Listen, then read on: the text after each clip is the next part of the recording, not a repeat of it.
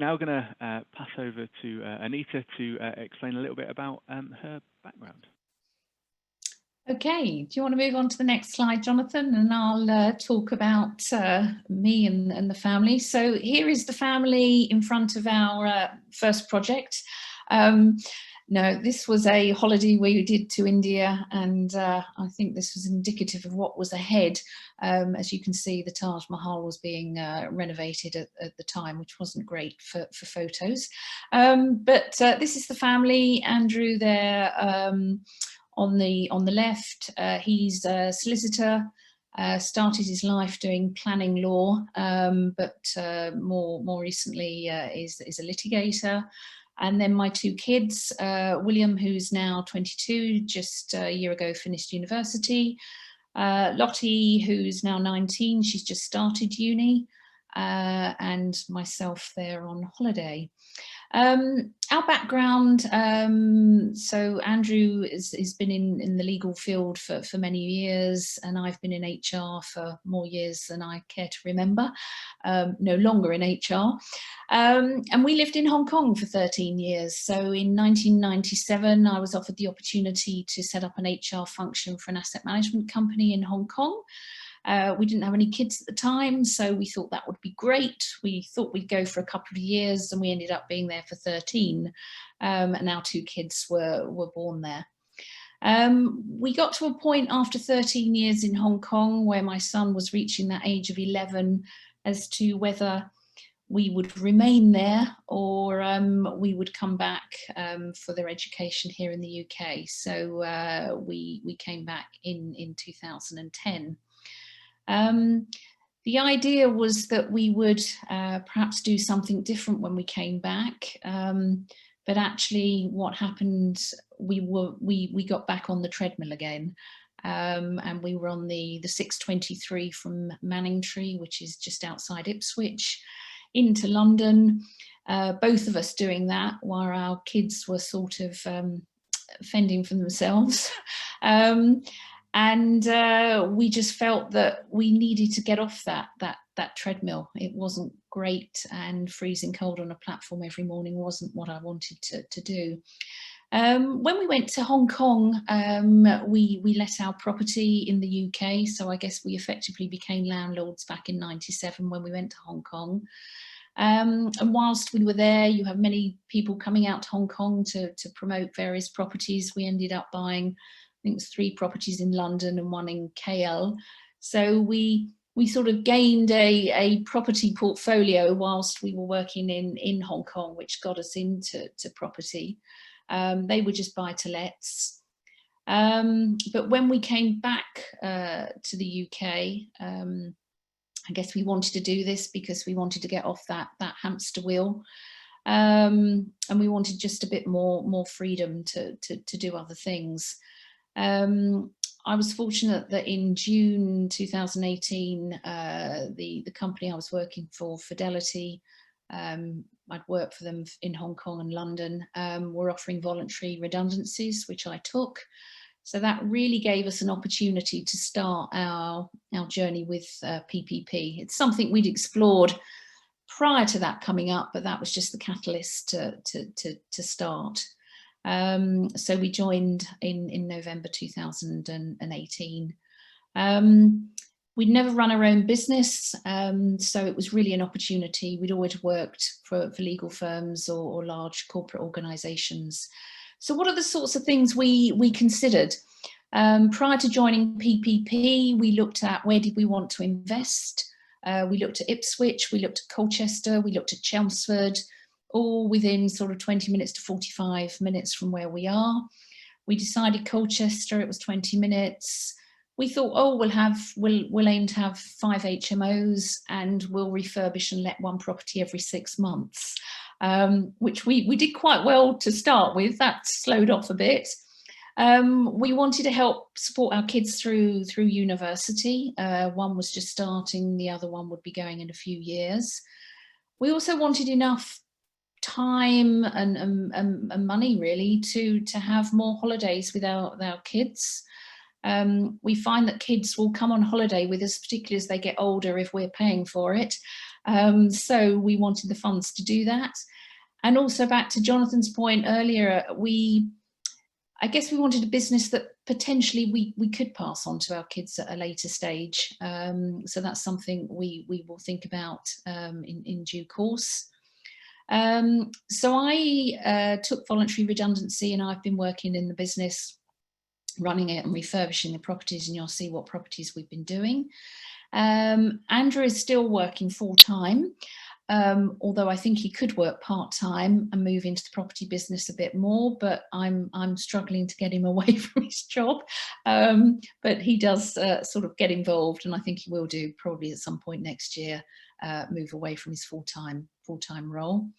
And obviously one of the important things when we were looking at PPP was funding. How are we going to fund these properties? We were very lucky that we didn't have a mortgage on our home, so actually we took quite a chunk out of our property, our residence, and obviously by doing that we could get a rather more attractive interest rate. We did have some cash, so we've managed to fund our first 3 properties through a mortgage on our main home and some cash. We will then we are currently looking at mortgaging one of our properties to buy our 4th property. So we sort of looked at how we would do this over the next 5 to 10 years and how we would fund it, with the purpose of just what income. We did look at how much we actually needed to live. We went through all our accounts, ran through what do we actually spend each month and what do we feel we need, so that we could look at what income we wanted, so that really we could enjoy life without having the stresses, the financial stresses. So these are our properties. As I say, we're based in Colchester. The first property there, Garland Road, you can see is a townhouse. It's the one with the black door, but it's got a little strip at the side.